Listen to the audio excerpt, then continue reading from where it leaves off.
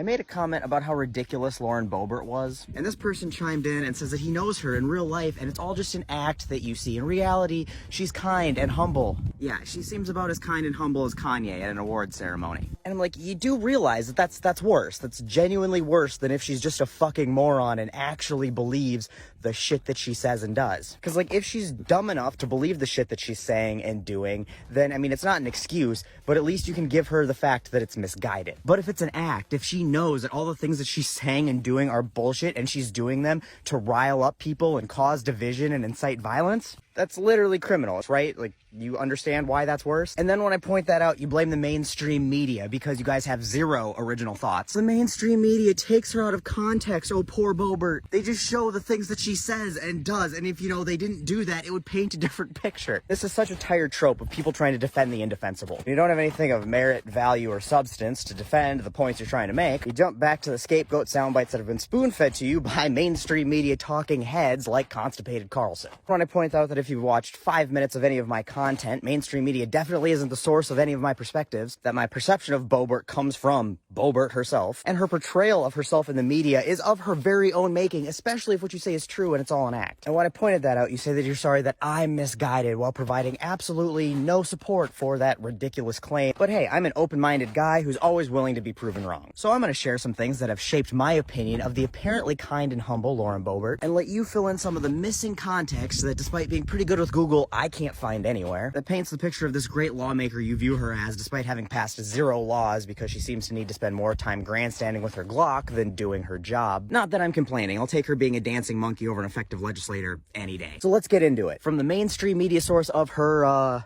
personal Twitter account, she tweeted on August 11th, 2022, Democrats don't just hate our ideas, they hate us. They don't want to just eliminate conservative ideology, they want to eliminate conservatives. The Rubicon was crossed a while ago, they are just no longer hiding it. Now, my first perception here is there's a lot of periods where they shouldn't be and a lot of fucked up sentence structure, and the context of what she's trying to use cross the Rubicon really doesn't make sense in the context that she's using it. I'm gonna go ahead and assume she didn't graduate summa cum laude. Maybe not the top academic mind to be governing the most powerful country in the world, but we got lots of D- politicians out there, so I'm going to gloss over that and get into the fact that this is really divisive, violence-inciting bullshit. First, remember that she represents a country, state, and district that contains Democrats. And this tweet is the exact behavior she's accusing of other American citizens that she's trying to portray as the enemy. It doesn't get more us versus them than that rhetoric. And it's baseless. There's no bill, no direct quote, just manufactured rage to cause division and incite violence. Violence like the January 6th insurrection, where she herself, no mainstream media involved, tweeted to the public, including the insurrectionists, the location of lawmakers in the House chamber, and updates about Nancy Pelosi being evacuated while she was being evacuated. Ooh, here's one I hope you can provide some context on, having to do with the humble and kind nature of her private life from the mainstream media source of her sister-in-law, where according to Tori Hooper, the woman who was married to Boebert's younger brother, Boebert in 2020 was off-roading in her Jeep when she crashed into a ravine like a fucking idiot, and then did the responsible thing and fled the scene, leaving her own son, her injured sister-in-law, and the family dog to figure it out for themselves. And then she didn't call 911 and allegedly begged her sister not to tell anybody because it would look bad in her upcoming congressional race. Whew, Mother Teresa better step aside. We've got a new saint on the block. And then there's the 51 bills she sponsored. They're awful, so none of them have gotten past the introduction phase, but it shows you the legislation she'd like to pass if she could, brought to you from the mainstream media source of the shit she wrote herself. Supposedly, I'm not entirely confident in her ability to read and write, so there might be some conspiracy there, but nonetheless, she's put her name on them. And I mean, not all of this legislation is hateful. Some of it's just impressively moronic, like HR 8030. The fentanyl is a WMD Act, which is as stupid as it sounds, where she proposes that we should deal with fentanyl by having Homeland Security treat it like mustard gas and suitcase nukes, which is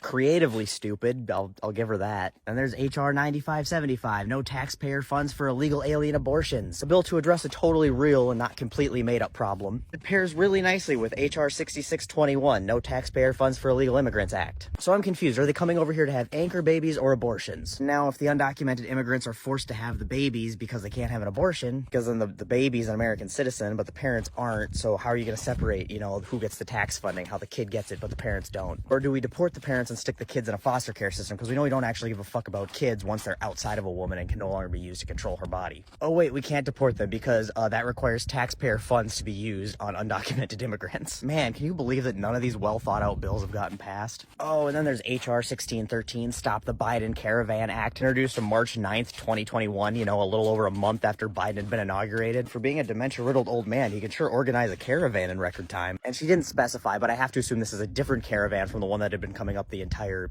Trump administration. Oh, and then there's HR 680, where she wants to impeach Biden for following through with Donald Trump's pullout plan from Afghanistan. And then there's House Amendments 113 and 114, which is just there to protect the children from trans kids, participating in sports or going to the bathroom. Because, unlike her husband, who shows his wiener to children in bowling alleys, she knows that the real danger to children is where other children pee. Which also makes me wonder if her husband pleading guilty to lewd exposure to minors is where she got the inspiration for the name of one of her newer bills. HR 870, Exposing Lewd Outlays for Social Networking Companies Act. Guy she's married to likes lewdly exposing himself. She likes writing bills about lewdly exposing things. Coincidence? You tell me. I actually don't know what that bill's about yet because the text isn't available on congress.gov, but I'm sure when it does become available, everybody who does read it will become measurably dumber as a result of it. Anyway, I look forward to you enlightening me on all the context that the mainstream media somehow magically withheld from me despite me not getting this information from them, and repainting my perception from human tramp stamp to the kind, humble saint you apparently view her as.